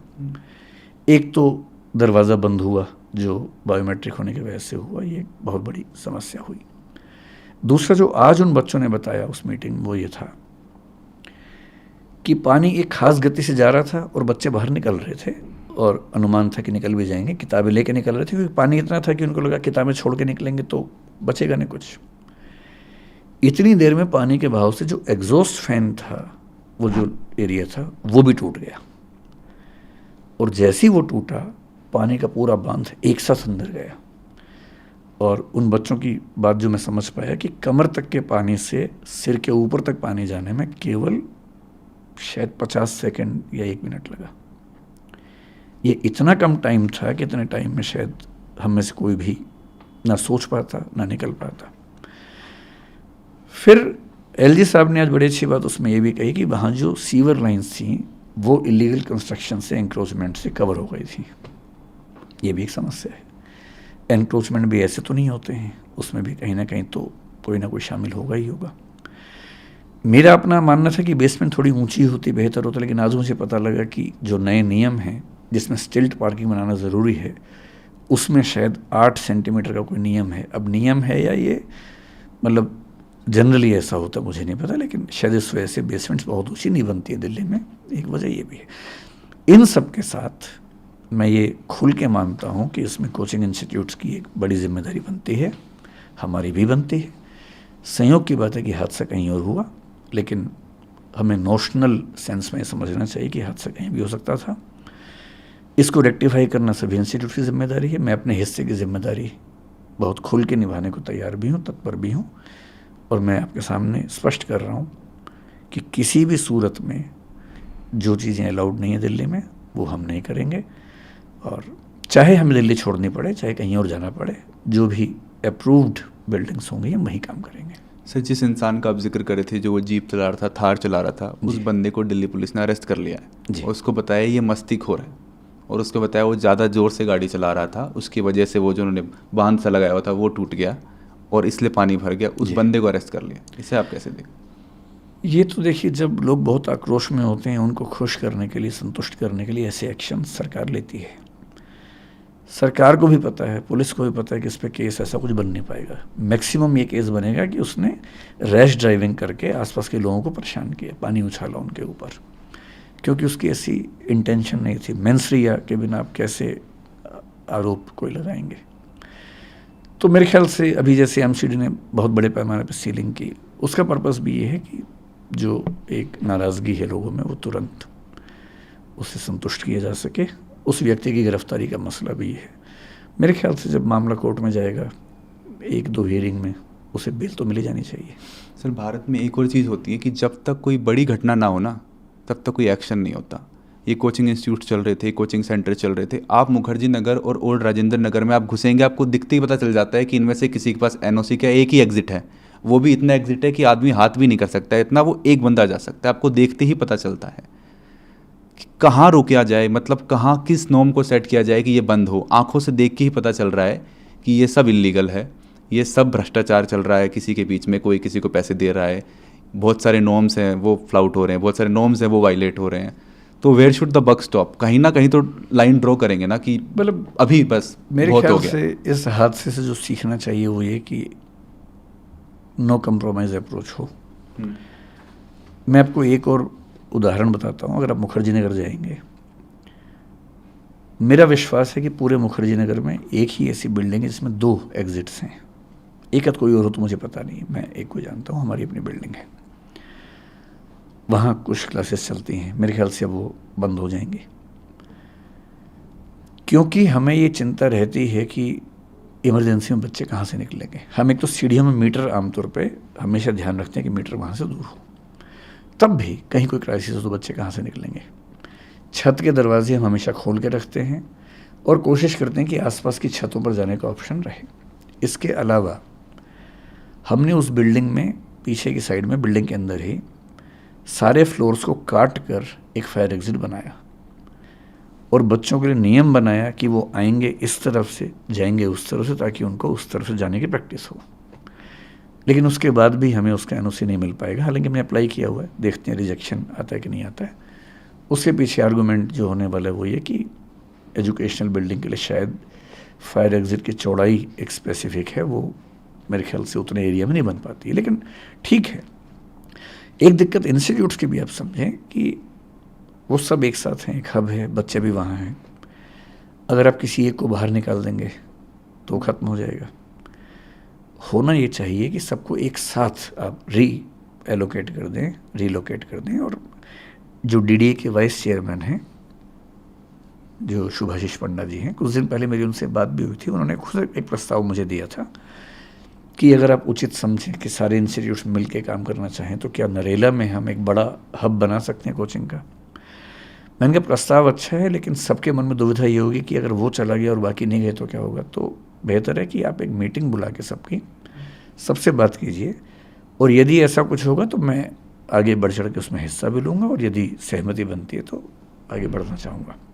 आज की मीटिंग में भी उन्होंने ये प्रस्ताव रखा फिर से, और लगभग ये सहमति बनी कि डीडीए नरेला क्षेत्र में, क्योंकि वहाँ हज़ारों फ्लैट्स हैं जो बच्चों के हॉस्टल्स बन सकते हैं, और हॉस्टल्स की जो दिक्कत बच्चों को आती है कि बहुत छोटे कमरे हैं, वो भी वहाँ सॉल्व होती है। तो हो सकता है कि निकट भविष्य में आप देखें कि दिल्ली विकास प्राधिकरण डीडीए नरेला में, या रोहिणी की बात भी उन्होंने की, और ये भी कहा कि कुछ और एरियाज़ में भी वो कोशिश करेंगे देखने की कहाँ ऐसी व्यवस्था बन सकती है। तो हो सकता है कि दिल्ली सरकार इस पर कोई बड़ा स्टेप ले, और अगर ऐसा होगा तो मेरे ख्याल से इंस्टीट्यूट्स को आगे बढ़कर साथ देना चाहिए सरकार का। सर, जिस लाइब्रेरी में पानी घुसा और 3 लोगों की मृत्यु हुई, 3 यूपीएससी एस्पिरेंट्स की जान गई, उस स्पेसिफिक लाइब्रेरी का नाम मेंशन करके, उसका जिक्र करके दिल्ली के अफसरों को बताया गया है कि यहाँ पे हादसा हो सकता है 1 महीना पहले। अच्छा, बताया गया, लिखा गया और रिमाइंड भी करवाया गया। ये किसने, मुझे इसकी ये एक जानकारी नहीं है। ग्रीवेंसेस ऑफिसर को लिखा है, एक बच्ची ने लिखा है। तब तो ये हाँ, मतलब लिखा sheer negligence का मामला है। बताया गया और उस रिमाइंड भी करवाया गया। नहीं, अगर ऐसा है तो उसके मैं बाद ये हुआ है। मैं बिल्कुल भी ये नहीं आप इसको कहूँगा सिस्टमैटिक कुछ नहीं देखते। ये निश्चित तौर पे फेलियर है। अगर ऐसा है कि पहले आइडिया था, मुझे भी कल किसने बताया कि शायद पहले, आज उन बच्चों ने बताया कि पहले भी पानी भरा था। मतलब मेरा अपना मानना है कि अगर ऐसा है तो फिर इस पर बहुत बहुत कठोर कार्रवाई होनी चाहिए। सर, एक दूसरा पहलू भी आया। अब जब ये हादसा हुआ तो उसके बाद रिपोर्टर्स गए हैं वहाँ पे, काफ़ी एंकर्स गए हैं, वो सुविधाओं को देख रहे हैं, वो फैसिलिटीज़ को देख रहे हैं। तो एक बच्चा जब मुखर्जी नगर में और राजेंद्र नगर में घुसता है, और राजेंद्र नगर में घुसता है, तो उससे पैसे कैसा निकाला जाए ये स्टार्ट हो जाता है। वो सबसे पहले जाएगा कोचिंग इंस्टीट्यूट में, कोचिंग सेंटर में एडमिशन लेगा, 2 से 2.5 लाख रुपए वहाँ लगेगा। उसके बाद 50-60 हज़ार रुपये अगर क्रैश कोर्स और करना है तो वहाँ लगेगा। उसके बाद उसे घर नहीं मिलेगा। जब तक ब्रोकर को वो पैसे नहीं देगा 1 महीने का सिक्योरिटी डिपॉजिट, तब तक उसको पैसे नहीं मिलेंगे और घर नहीं मिलेगा। उसके बाद उसके मकान मालिक नखरे करता है, वो उसको घर नहीं देता। इतने छोटे छोटे घर होते हैं सर। हाँ। कहीं तो रुकेगा। मतलब कितना इन स्ट्रगल्स को ग्लोरीफाई किया जाएगा। नहीं, ग्लोरीफाई करने का मसला बिल्कुल भी नहीं है। असल में क्या है कि अगर इसके पीछे बहुत स्पष्ट बात करें तो वो ये है कि दिल्ली के इलाके सैचुरेट हो चुके हैं। जितना वहाँ का इंफ्रास्ट्रक्चर है और जो बच्चे आ रहे हैं, एक तो जो बच्चे आ रहे हैं उतने बच्चे वापस नहीं जाते हैं, हर साल नए बच्चे आते हैं। इंफ्रास्ट्रक्चर लिमिटेड है और वो सैचुरेशन के लेवल पर है। तो मतलब मेरा अपना मानना है कि अगर दिल्ली की सरकार ऐसा कोई बड़ा एरिया, जैसे आज बात चल रही थी कि शायद 400-500 एकड़ की ज़मीन वहाँ पर है जो मिल सकती है, तो मेरे ख्याल से ये समस्या स्थायी रूप से समाप्त होगी। 50 दिन बचे हैं मेंस के एग्ज़ाम के लिए। जी, आपका मैसेज क्या होगा जो बच्चों को, जो प्रोटेस्ट कर रहे हैं, जो धरना पे बैठे हैं, जो जस्टिस मांग रहे हैं? क्या अगर मतलब जो बच्चे मेंस दे रहे हैं इस बार, उनको तो मेरा निवेदन ये है कि वो पहले रुककर मेंस की तैयारी करें। बाकी बच्चे इस मुहिम में रहें, और मेरा ख्याल है कि बच्चों का प्रेशर जितना है वो ज़रूर कोई बढ़िया परिणाम निकालेगा। और बढ़िया परिणाम मेरे हिसाब से एक ही है, जिस भी बिल्डिंग में सेफ्टी पर्याप्त ना हो, चाहे वो मेरी हो चाहे किसी की भी हो, उसमें कोचिंग इंस्टीट्यूट नहीं चलना चाहिए। नंबर 2, सारी एजेंसीज़ की सहमति से, जो समिति बनी है जिसमें मुझे भी उन्होंने शामिल किया है, सारी एजेंसीज़ की सहमति से एक कोई बड़ा एरिया दिल्ली में ऐसा मिले जहाँ पर सब संस्थाएं जाएं। जो ना जाना चाहें ना जाएं, लेकिन वो इतना हो जाए कि सब लोग जब वहाँ जाएंगे तो फिर दबाव में सब आते ही हैं, क्योंकि हब बन जाता है तो उसके बाद उसकी अलग एक एक्सेप्टेंस हो जाती है। और यदि उसके बाद भी ऐसा कोई नेग्लिजेंस सामने आए जिसमें बार बार बताया गया हो, तो जितनी कठोर कार्रवाई हो सके होनी चाहिए। सर, ये दृष्टि आईएएस की और या किसी और कोचिंग सेंटर की बात नहीं है, राजेंद्र नगर, मुखर्जी नगर में लोगों ने अपने घर के बेसमेंट के अंदर लाइब्रेरी खोल रखी है। हाँ। वहाँ पे पीजी खोल रखा है। हाँ, एक कमरे को 4 भागों में बेसमेंट का पीजी मैं नहीं जानता हूँ, हाँ, लाइब्रेरी में लाइब्रेरी खोल रखी है। वहाँ पे हाँ। बेड डाल देते हैं, एक ही रूम में 4 और बच्चों को वो दे देते हैं। खेल- 1000 से ज़्यादा। नहीं, इसका वही मूल कारण वही हाँ। है कि जो बच्चे हैं बहुत ज़्यादा रहने की जगह है नहीं, तो फिर वो लोग उस तरह से खेलते हैं। क्या ये सब एमसीडी सरकार को नहीं दिख रहा है या आंख अच्छा, आप मूंद उस ली? एंगल से बात हाँ। कर रहे हैं तो निश्चित रूप से जो हॉस्टल्स हैं, पीजीज हैं, उनके लिए भी नॉर्म्स उतने स्ट्रिक्ट होने चाहिए जितने स्ट्रिक्ट कोचिंग के लिए, क्योंकि हम जो कोचिंग इंस्टीट्यूट्स वाले होते हैं उनका हॉस्टल से कोई ऐसा लिंक नहीं होता है, सिवाय इसके कि हमने एक अस्मिता स्कीम चला रखी है जिसमें हम बच्चों का रहना खाना अपने स्तर पे उठाते हैं। अभी दिल्ली में ऐसे करीब 500 से 600 बच्चे इस समय हैं जिनका रहना खाना हम देखते हैं। तो हम कुछ पीजी ओनर से बात करते हैं, हम कुछ उनको लिस्ट देते हैं कि ये शर्तें हैं, ये आप पूरी करेंगे तो हम पेमेंट करेंगे, तो उन शर्तों को पूरा करते हैं, जिसमें ये साफ़ सफाई और इमरजेंसी में बाहर निकलने का रास्ता, वो सब चीज़ें हम उनसे पूछते हैं। लेकिन हाँ, ठीक बात है, जो नॉर्म्स कोचिंग इंस्टीट्यूट के लिए वो हॉस्टल के लिए भी होनी चाहिए, इसमें कोई किंतु परंतु की बात नहीं है। और ये भी ध्यान रखना है कि कोचिंग इंस्टीट्यूट में तो बच्चा जैसे एक बार उसने फ़ीस दी, लेकिन रहना है उसको 3 साल तक, और दिल्ली में मेरे ख्याल से 20-25 हज़ार से कम में 1 महीने का खर्चा नहीं चलता किसी बच्चे का। तो 1 साल में उसका रहने का खर्चा 3 लाख रुपए के आसपास है, 3 साल में 9 लाख रुपए है। असली खर्चा तो वहाँ पर होता है, तो थोड़ी सुविधाएं भी ठीक हों। तो यदि हम किसी ऐसे स्थान पर शिफ्ट हो जाएं, सब लोग, बच्चे भी, जहाँ थोड़े खुले खुले हॉस्टल्स हों, धूप हवा भी आती हो, और कोचिंग इंस्टीट्यूट भी थोड़े बड़े एरिया में हो, बेसमेंट की नौबत ना हो, सीढ़ियाँ कम से कम 2-2 हर फ्लोर पे हो इमरजेंसी के लिए, सबके लिए अच्छा है। और हो सकता है कि इस मामले में पहल हम करें, हम पीछे नहीं हटेंगे। हज़ारों बच्चे पढ़ने आते हैं, आईएएस की तैयारी करने आते हैं, आईपीएस की तैयारी करने आते हैं, सिविल सर्विसेज की तैयारी करने आते हैं मुखर्जी नगर में और ओल्ड राजेंद्र नगर में। जब वो पास आउट हो जाते हैं, जब वो आईएएस आईपीएस बन जाते हैं, क्या किसी एक बच्चे ने नहीं सोचा कि इन सारी प्रॉब्लम्स को मैं एड्रेस करूं, बड़े पैमाने पे दिखाऊं, लोगों को जागरूक करूं, बताऊं कि क्या सब चल रहा है यहाँ पे, कैसे सेफ्टी की धज्जियाँ उड़ाई जा रही हैं, कैसे फैसिलिटीज़ प्रोवाइड की जा रही हैं? क्या किसी एक इंसान ने भी नहीं सोचा? नहीं, ऐसा नहीं है। कुछ सिविल सर्वेंट्स ऐसा सोचते होंगे, ज़रूर अपनी बात रखते भी होंगे। कभी कभी ऐसा भी होता है कि जो लोग यहाँ से पढ़ के जाते हैं वही वापस आके यहाँ काम भी करते हैं। अभी भी मैं ऐसे कुछ सिविल सेवकों को जानता हूँ जो दिल्ली में पोस्टेड हैं, उन एरियाज में पोस्टेड हैं। लेकिन क्या होता है ना कि जैसे मान लीजिए कोई आईएएस है और वो भी काम कर रहा है, मान लेते कि डीएम है, पर डीएम के पास बड़े फैसले करने की अथॉरिटी नहीं है, क्योंकि उसमें डीडी भी इन्वॉल्व है, एमसीडी भी है, फायर सर्विस भी है। वो अकेला क्या करेगा? सुझाव दे सकता है। ये स्टेप्स उस लेवल पर संभव हैं जब कोई व्यक्ति चीफ सेक्रेटरी के आसपास के पद पे हो, तो प्रयास करते ही होंगे, पर जब चीज़ें सिस्टम में बहुत बिखरी हों तो एक व्यक्ति के प्रयास से समाधान आमतौर पर नहीं हो पाता। मैं उन पे आरोप क्यों लगाऊंगा? कुछ न कोशिश करते ही होंगे। अभी ब्लेम गेम भी तो चल रहा होता है। दिल्ली सरकार के मंत्री हैं जो बोल देते हैं कि ये एलजी साहब ने किया है, उनके अंडर आता है, वो बोल देते हैं ये उनके अंडर आता है। दिल्ली का जो एडमिनिस्ट्रेटिव स्ट्रक्चर है वो इस समय देश में सबसे यूनिक है। जो मुख्यमंत्री और एलजी के बीच में रिस्पॉन्सिबिलिटी की शेयरिंग है वो बड़ी अनक्लियर है। सुप्रीम कोर्ट का एक आदेश है, उसके बाद एक उस पर ऑर्डिनेंस आया, एक्ट आया, तो ये खींचतानी चलती रहती है। और ये दुर्भाग्य है कि दिल्ली में चीज़ें इस वजह से फंस जाती हैं। दिल्ली सीएम और दिल्ली एलजी के बीच में जो रिफ्ट है उसका भुगतान दिल्ली के लोग कर रहे हैं, कहना गलत तो नहीं होगा? मैं इस पर टिप्पणी करने से बचूंगा, क्योंकि अभी ये मामला जिस तरह से बढ़ रहा है, मैं चाहता हूँ कि इस पर फैसले बड़े हो जाएं। इन झगड़ों में उलझने से हो सकता है कि वो चीज़ थोड़ी सी हल्की पड़ जाए। ठीक है। फिलहाल मेरी रुचि इसमें कम है कि पावर सीएम के पास ज़्यादा है कि एलजी के पास ज़्यादा है।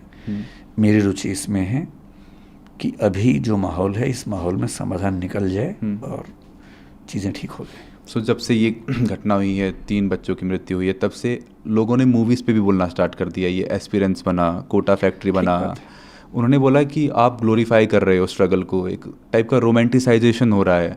आप बच्चों को बता रहे हो कि आप कैसे भी हालात में पढ़ोगे, पहले साल नहीं तो दूसरे साल नहीं तो तीसरे साल आपका यूपीएससी क्लियर हो ही जाएगा।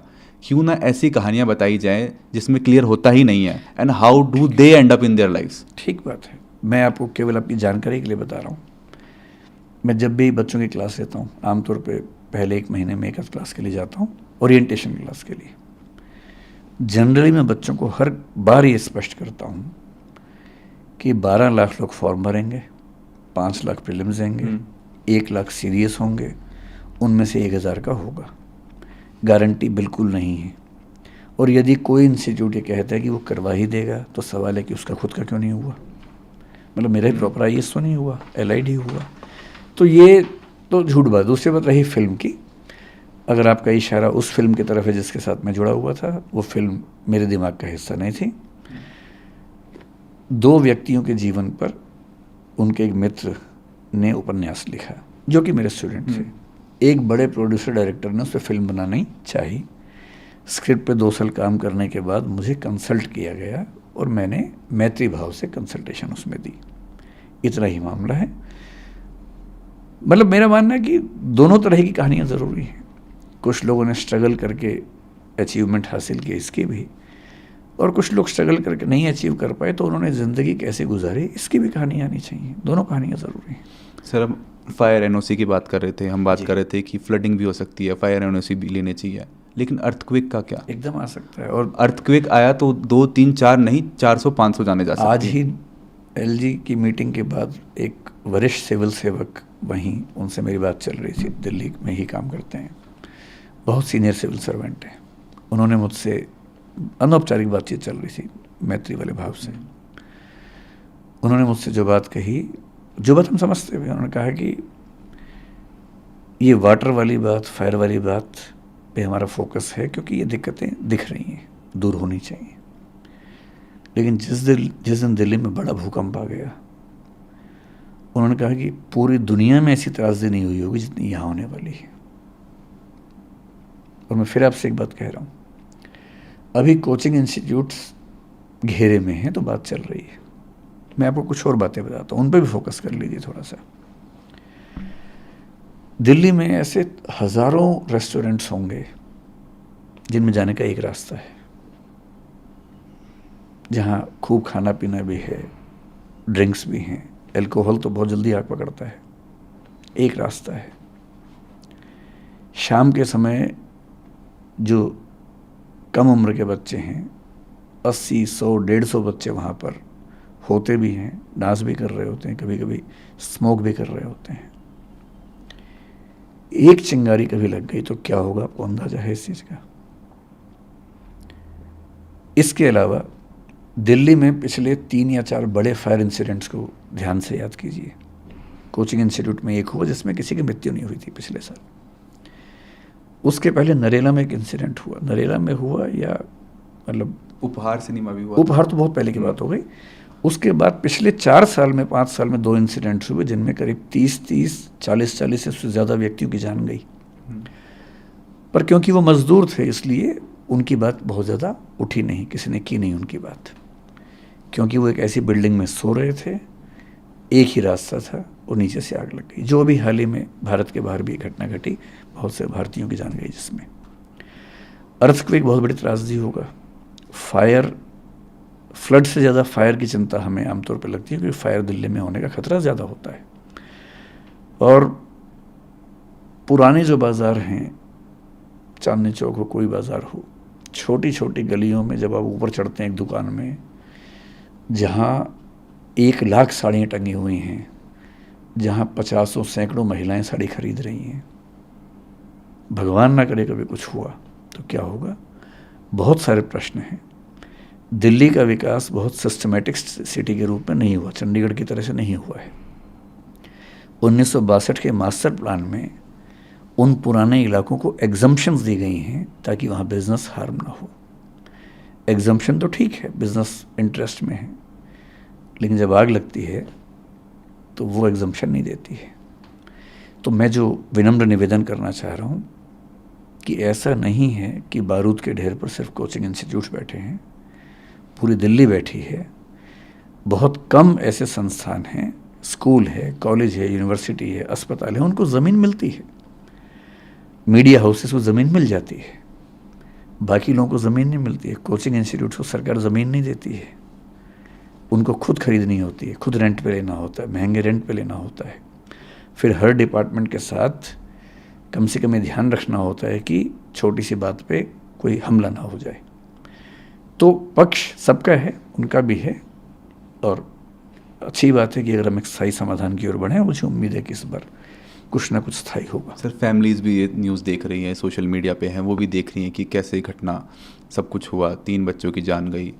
पेरेंट्स को आप क्या मैसेज देना चाहेंगे जो अपने बच्चों को भेजते हैं दिल्ली पढ़ने के लिए, बंगाल से, यूपी से, हरियाणा से, कि सब जाओ जगह से, पढ़ो? जैसे ये जो बच्चे थे, निविन केरल से था, ये जो तान्या बच्ची है वो तेलंगाना से, उसके एक पेरेंट्स यूपी से, भी थे हाँ। शायद, एक यूपी से बच्ची है। मैं पेरेंट्स से ये कहना चाहूँगा कि जब वो आए दिल्ली में, चाहे हमारे पास आए चाहे कहीं भी जाए, केवल ये ना देखें कि इंस्टीट्यूट कितना अच्छा है, टीचर्स कितने अच्छे हैं, साथ में थोड़ा सा ये भी देखें कि सेफ्टी के प्रोविज़न्स कितने वहाँ पर हैं। खुद जाके देखें, क्लासरूम के अंदर जाके देखें। एक सिंपल सी कसौटी मैं आपको दे रहा हूँ। सबसे पहले हर पेरेंट और हर बच्चा जब भी किसी क्लासरूम में जाए, ये ध्यान से चेक कर ले कि अगर कोई दिक्कत हुई तो निकलने की संभावना है या नहीं। मैं सामान्य भाषा में कहूँ तो कम से कम 2 एग्जिट हैं या नहीं। बहुत बेसिक सा क्राइटेरिया है। मैं जानता हूँ कि ये कहने के बाद बहुत सारे इंस्टीट्यूट मुझसे नाराज़ हो जाएंगे, वो मुझे शायद बिरादरी से बाहर कर देंगे, लेकिन मैं साफ कह रहा हूँ, जिस क्लासरूम में, बिल्डिंग में निकलने के 2 रास्ते ना हों, 2 या 2 से ज़्यादा, वहाँ आपको क्लास नहीं करनी चाहिए। अगर वो हमारा भी है तो हमारे पास भी नहीं करनी चाहिए। और अब से एक नई बात यह है कि बेसमेंट तो हम अभी ये सुनिश्चित करेंगे कि, मतलब बाकी राज्यों में बेसमेंट को लेके ऐसे कठोर नियम शायद नहीं है, लेकिन हम कोशिश करेंगे कि हर जगह इस नियम को लागू करें। सर आपने जो प्रेस रिलीज थी वो जारी की, उसमें आपने एक सुझाव भी दिया कि सरकार दिल्ली में 3 से 4 क्षेत्रों को चुनकर उन्हें कोचिंग स्थानों के लिए नियत करे। इस पे भी बात हुई एलजी साहब के साथ आपकी।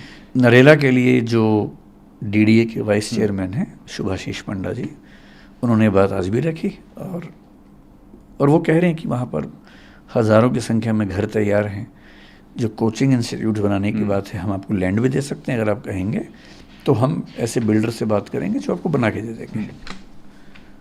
तो वो मतलब अब देखते हैं कि कितना व्यावहारिक सब लोग स्वीकार कर पाते हैं, लेकिन एक प्रस्ताव तो दिया। उन्होंने रोहिणी की बात भी की, पर ये कहा कि रोहिणी में हमारे पास बने बनाए फ्लैट्स नहीं हैं, तो हमें उसमें थोड़ा सा टाइम लगेगा, लेकिन 1 से 1.5 साल में उम्मीद है कि कहीं ना कहीं एक ऐसा हब बन जाएगा। एक डेथ्स को भी लेकर सर काफ़ी सवाल उठ रहे हैं कि 3 स्टूडेंट्स नहीं थे, 3 से ज़्यादा थे, और कहीं ना कहीं मौतों को छुपाया जा रहा है। फिर एक इसका काउंटर आर्ग्यूमेंट ये भी आता है कि भाई जो लोग मरे हैं, जो बच्चे मरे हैं, स्टूडेंट्स मरे हैं, उनके पेरेंट्स और फैमिली सामने नहीं आ रहे हैं। दरअसल जब मुखर्जी नगर में ऐसा हुआ पिछले साल, आग जब लगी, तो उस दिन भी ऐसा हुआ, अफवाह फैल गई कि शायद 15, 20, 30 बच्चों की डेथ हुई है और सरकार छिपा रही है। सरकार का पक्ष था कि डेथ एक की भी नहीं हुई है। तो मैं, क्योंकि मतलब मेरे बहुत सारे स्टूडेंट्स प्रशासन में हैं, तो मैंने दिल्ली की पुलिस में काम करने वाले एक वरिष्ठ अधिकारी को, जो इस मामले को समझ भी रहे थे, उनसे बात की। उन्होंने एकदम साफ साफ कहा कि सर कैजुअल्टी नहीं है, बहुत सारे बच्चों को, एम्बुलेंस इतनी सारी क्यों आई, ये सवाल था। बोले कि हमारी नॉर्म ये है कि किसी बच्चे को हल्की सी चोट भी हो तो हम उसको हॉस्पिटल लेके जाते हैं एम्बुलेंस में। और मैंने उनसे निवेदन किया, मैंने कहा आप एक काम करो, बच्चों को ऐसा लग रहा है कि उस बिल्डिंग के अंदर बहुत सारी लाशें हैं, आप हो सके तो एक बार बिल्डिंग के अंदर जाके उनको दिखा दो, 2, 4, 5 बच्चों को ले जाके। उसके बाद शायद उन्होंने ऐसा किया। एमपी साहब हमारे जो थे मनोज तिवारी, उनको भी शायद दिखाया, कुछ बच्चों को शायद दिखाया गया। धीरे धीरे ये रूमर शांत हुआ। यहाँ की जो बात है, मेरा बच्चों से कहना ये कि अगर उनको निश्चित तौर पर ऐसी जानकारी है तो उन बच्चों का नाम बताएं जो मिसिंग हैं, जिनकी डेथ की बात है। जैसे मैंने आज ही कहीं पढ़ा कि एक बच्चे को मिसिंग बताया गया, वो बच्चा आज सामने आया कि मैं उस दिन वहाँ पर नहीं था, शायद नारायणा में कहीं रहता बच्चा। तो क्योंकि जब बच्चे निकले होंगे, कुछ बच्चे घायल होंगे, उनको लेके हॉस्पिटल गए होंगे, तो ये सीधी सी बात है, उस समय सबको ऐसा लगता है कि जितने लोग जा रहे हैं वो सब डेड बॉडीज़ हैं और बच्चों की चिंता लाजमी है। लेकिन अगर ऐसा एक भी नाम है जिस पर उनको डाउट है, वो नाम बताएं, उनके पेरेंट्स सामने आए, और जैसे ही कोई बच्चा सामने, मतलब बच्चे का नाम सामने आएगा, पेरेंट्स सामने आएंगे, तो सरकार को जवाब देना पड़ेगा। प्रशासन को लेकर जो मेरी अपनी समझ है वो ये है कि दिल्ली जैसे शहर में पब्लिक आई के बीच में होते हुए इतना आसान नहीं है छिपाना, लेकिन अगर शक है बच्चों को तो नाम बताना चाहिए, इन्वेस्टिगेशन होनी चाहिए इसकी। सर एक नीलेश नाम का यूपीएससी एस्पिरेंट और था, उसकी कुछ दिन पहले जान चली गई थी करंट लगने की वजह से। अभी 3 बच्चों की जान चली गई है। एक सवाल बार बार लोगों के मन में उठता है, दिल में उठता है, does human cost have no life in India? मतलब ये बात ईमानदारी से कहें तो जैसे जैसे हम विकसित देश बनते हैं वैसे वैसे ह्यूमन लाइफ की कीमत बढ़ती जाती है। विकासशील देशों में, गरीब देशों में ह्यूमन लाइफ की कीमत उतनी नहीं होती है। मसलन नियम उतने हैं नहीं, रिसोर्सेज उतने हैं नहीं, इंफ्रास्ट्रक्चर उतना है नहीं, चलता रहता है, सबको पता है, फिर एक हादसा होता है, नाराज़गी होती है कुछ दिनों की, शांत हो जाता है। गुजरात में कुछ दिन पहले ऐसा हुआ कि एक नदी पे पुल टूटा, कितनी जानें चली गई, बहुत शोर मचा। गुजरात में ही हाल में गेमिंग जोन में आग लगी, कितने लोग मर गए। दिल्ली में पहले 2 फायर इंसिडेंट्स हुए थे, कितने लोगों की डेथ हो गई थी। ट्रेन एक्सीडेंट्स भी होते हैं। लेकिन क्योंकि इंफ्रास्ट्रक्चर को लेकर, संसाधनों को लेकर हम रातों रात विकसित देश नहीं बन सकते। विकसित देशों ने आज से 50 साल पहले ये सब झेला है। इन सब चीज़ों को झेल कर नई नीतियाँ बने, नियम बने, चीज़ें ठीक हुई। वहाँ आबादी का दबाव थोड़ा कम रहता है, जगह उनके पास ज़्यादा है, हमारे पास आबादी भी ज़्यादा है जगह की तुलना में। ईमानदारी की बात है कि भारत में और ऐसे देशों में, पाकिस्तान में, किसी और देश की बात करें, ह्यूमन बीइंग की ज़िंदगी पर खतरे ज़्यादा हैं। और दिल्ली तो बहुत ज़्यादा है। जब गर्मियाँ होती हैं तो चिंता होती है कि कहीं आग ना लग जाए। सर्दियों में भी ऐसा होता है। अब बरसात में चिंता होने लगी है कि कहीं पानी ना घुस जाए। दिवाली आते आते अगले 4 महीने चिंता है कि जिसको लंग्स में दिक्कत है, अगर किसी को मतलब अगर लंग्स से दिक्कत है तो बस वो बच जाए, क्योंकि पॉल्यूशन का लेवल इतना ज़्यादा होता है। तो निस्संदेह दिल्ली में ज़िंदा रहना भी एक चैलेंज होता है, चुनौती है। सर स्टूडेंट्स जो प्रोटेस्ट कर रहे हैं उन्हें देख के लग नहीं रहा है कि उनका आक्रोश आने वाले 3-4 दिनों में कम होने वाला है। जब तक कोई सॉलिड उन्हें या तो प्रूफ नहीं मिलेगा कि सरकार कोई कदम उठा रही है या कोई जस्टिस का कोई उन्हें रे ऑफ होप नहीं दिखेगा, तब तक लग नहीं रहा कि वो एक कदम पीछे लेने वाले हैं। अच्छी बात है कि आज की मीटिंग में 5 या 6 बच्चे जो उस मूवमेंट में हैं वो भी आए हुए थे, उन्हें दिल्ली पुलिस लेके आई थी। वो भी इस पूरे प्रोसेस के भागीदार हैं। और जो कमेटी बन रही है उस कमेटी में बच्चों का पार्टिसिपेशन भी है। एक बार मैं आपको उस कमेटी में कौन कौन है अगर आप बता पाएँ तो? बच्चे, एलजी साहब ने जो उस समय कहा था मैं बहुत एग्जैक्टली ध्यान नहीं कर पा रहा हूँ, लेकिन 4-5 इंस्टीट्यूट्स के लोग थे, जिनमें एक मैं भी था। बच्चों की तरफ से 1 या 2 लोग रहने वाले हैं। जो दिल्ली के चीफ सेक्रेटरी हैं मेरे ख्याल से वो कमेटी के चेयरमैन होने वाले हैं। और अगर मैं ठीक याद कर पा रहा हूँ तो एमसीडी के कमिश्नर और डीडीए के वीसी या उनके प्रतिनिधि उस कमेटी में होंगे, और दिल्ली फायर सर्विस के भी। सर ये इंटरव्यू ख़त्म करना चाहूँगा। आपका एक आखिरी मैसेज, जो बच्चे जो प्रोटेस्ट कर रहे हैं, जो न्याय की मांग कर रहे हैं, आप उनसे एएनआई के थ्रू क्या कहना चाहेंगे? आखिरी मैसेज। मैं कहना चाहूँगा कि ये जो आक्रोश है ये बहुत रैंडम ना रहे, एक व्यवस्था सुधारने का माध्यम बने। और उसमें कुछ लोगों को कीमत चुकानी होगी, उनको चुकानी चाहिए, चाहे वो हम हों, चाहे एमसीडी वाले हों, कोई भी हों। और अगर इस आक्रोश की बदौलत वो दिल्ली में एक ऐसी रेगुलेटरी बॉडी बनवा लेते हैं कोचिंग इंस्टीट्यूट्स के लिए जो सब चीज़ों का नियमन करे, हॉस्टल्स के बारे में भी ध्यान से उनकी शिकायतों को सुने, समाधान करे। और यदि कोई एक ऐसा प्लेस मिल जाता है, क्योंकि कोचिंग इंस्टीट्यूट्स की वहाँ कॉस्ट काफ़ी कम होगी। अभी करोल बाग वगैरह में किराए इतने ज़्यादा हैं कि उनकी भी बहुत दिक्कतें हैं। ऐसा नहीं है कि उनके पास परेशानियाँ नहीं हैं। जब नई जगह पे होंगे किराए उनके बहुत कम हो जाएंगे, खर्चा भी कम हो जाएगा, फीस भी कम हो जाएगी, रहने की दुविधा भी कम हो जाएगी, हवा धूप वो सब चीज़ें भी मिलेंगी। तो अब मतलब वो कहते हैं ना कि दुष्यंत कुमार की भाषा में कि हो चुकी है पीर पर्वत सी पिघलनी चाहिए। पीड़ा जो है पहाड़ जैसी हो गई है, इस हिमालय से कोई गंगा निकलनी चाहिए। ये बच्चे भगीरथ बन सकते हैं, इस हिमालय से गंगा निकाल सकते हैं। और इस मामले में मैं खुल के कह रहा हूँ कि मैं उनके साथ हूँ, इसमें कोई दुविधा नहीं है। और साथ में इतना ही नहीं बल्कि मैंने आज एलजी साहब से भी बात की। एलजी साहब ने निवेदन किया कि जिन बच्चों की मृत्यु हुई उनके माता पिता की स्ट्रगल्स भी हैं, तो हम तो सरकार की तरफ से जो मदद कर सकते हैं करेंगे, आप लोग भी करेंगे तो अच्छा होगा। मैंने उनको वायदा किया एलजी साहब को कि हम आगे बढ़ के मदद करना चाहेंगे, बशर्ते कि उनके पेरेंट्स ऐसा चाहें, उनको अपमान ना लगे। तो हम आज या कल में उन बच्चों से मिलेंगे, उन बच्चों के थ्रू उन बच्चों के पेरेंट्स से मिलेंगे जिनकी मृत्यु हुई, बात करेंगे। यदि संभव हुआ तो हम कोशिश करेंगे उनके घाव पर थोड़ी सी मरहम लगा सकें। सर बहुत बहुत शुक्रिया नहीं से बात करने। बहुत धन्यवाद, थैंक्स अ लॉट। बहुत बहुत धन्यवाद।